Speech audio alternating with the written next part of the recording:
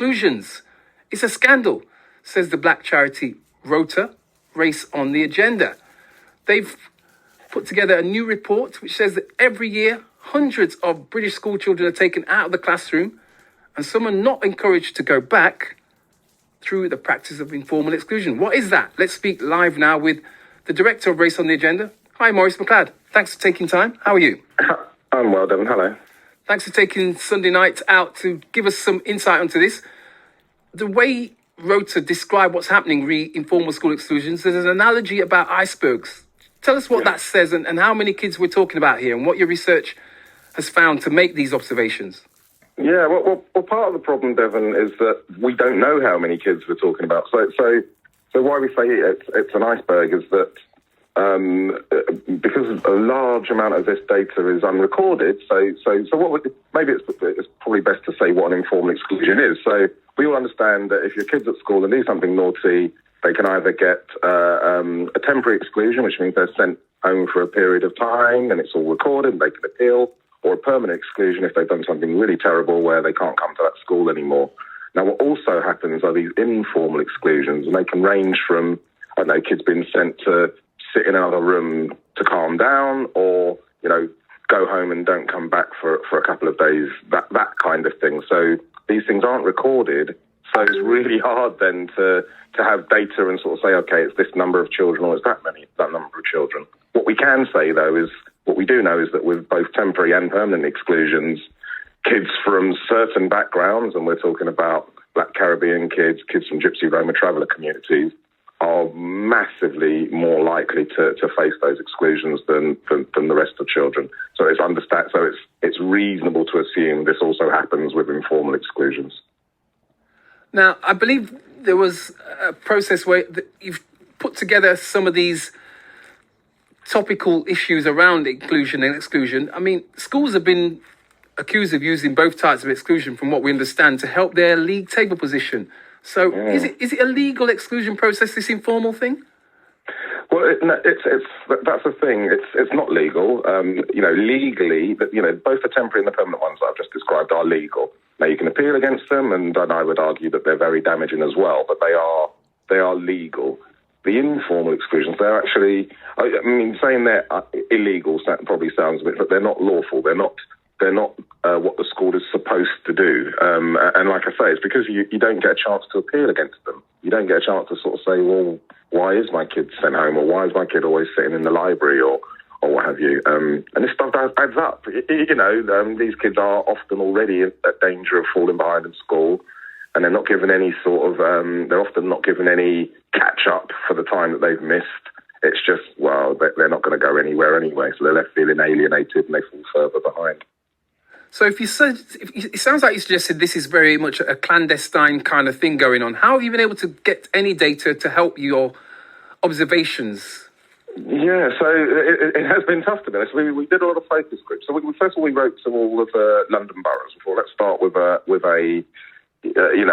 defined area. So we started with the 32 London boroughs. We wrote to all of them asking for their data and stats on this sort of thing. Only a third actually replied. And of that third, very few had any even vaguely useful information. It was all quite piecemeal. So what we've had to do is a number of focus groups with young people. And obviously that's, we're not pretending that that's statistically valid, because we're specifically looking at kids who have either faced this or in danger of facing these exclusions or aware of them. So I understand that that's skewed, but the information from those kids and their reports are very enlightening. I sometimes think that, the people that stuff's happening to, speak to them. They're very clear about, why certain kids get sent out. And it's for things like having braided hair or talking too loudly. And they are definitely convinced that kids from certain backgrounds are much more likely to face these things. What does ROTA want to see done about this informal school exclusion process moving forward then, Maurice? Yeah, well, first off, there's got to be data. We've got, our school system is quite broken up. There's academies and, clusters and all sorts of different things, and they all run by different methods. And the only thing they really get judged on is their attainment. How many kids go on to get good grades and go on to university. That's what they get judged on.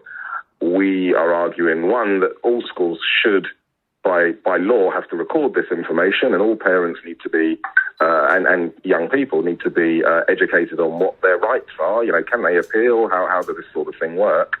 If we can at least do those two things, at least let's find out how big the problem is, and let's educate both teachers and kids about what the actual legality is. Because often it's not teachers doing anything that they think is illegal. They think, okay, that kid's being a bit naughty. I don't want to go through the hassle of excluding them. So, just go and sit over there, go and sit in that room and just go away. So they do that. And they don't actually think they're doing anything wrong. But so some of it's about just educating the educators about what is and what isn't acceptable. And when this issue of exclusions was discussed in 2021 off the back of reports like the Timpson report, the government said that the Department for Education was investing 10 million in, quote, new behaviour hubs, unquote, for schools to share best practice on discipline. And they added that being excluded from school should not mean exclusion from high quality education. They carried on to say, we will always back head teachers to use exclusions when required as part of creating calm and disciplined classrooms that bring out the best in every pupil. How would you respond to that finding, Maurice? As I say, we're not. I don't think anyone's opposed to, any classrooms need to be calm. No one's opposed to doing things to make sure that's still the case.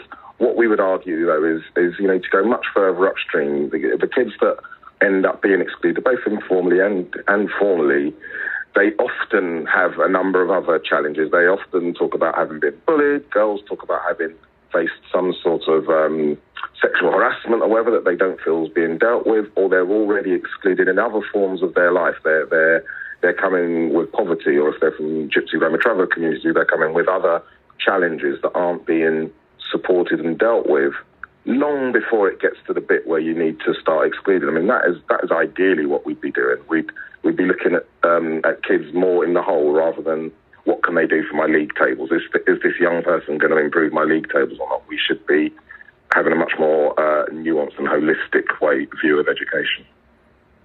We'll have to leave it there, but thank you very much. Maurice Mcleod, Director of Race on the Agenda, discussing solutions that your organisation sees as beneficial following a report into informal school exclusions. Thanks very much for your time this Sunday night. Take care.